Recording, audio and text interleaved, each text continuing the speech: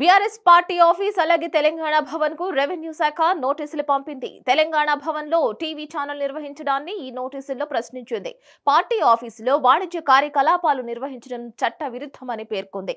అంతేకాకుండా ఖాళీ చేయాలని కూడా తెలిపింది. ఇక ఎప్పటిలోగా ఖాళీ చేస్తారో వారంలోపు వివరణ ఇవ్వాలని కూడా అందులో పేర్కొంది. ఈ మేరకు తెలంగాణ భవన్ ఇన్ఛార్జ్ శ్రీనివాస్ రెడ్డికి ఈ నోటీసులు పంపింది. BRS head office Telangana Bhavan లో 2011 నుంచి టీవీ ఛానల్ నడుపుతున్నారు. అయితే ఇంతకాలం పార్టీ అధికారంలో ఉండడంతో అధికారులు మౌనంగా ఉన్నారు. ఇక ఇటీవల అసెంబ్లీ ఎన్నికల్లో ఓటమితో అధికారం చేజారింది.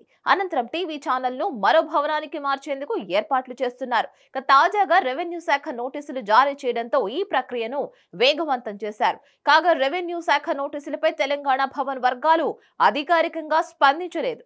దీనిపై మరిన్ని అప్డేట్స్ కోసం కీప్ వాచింగ్ హిట్ టీవీ.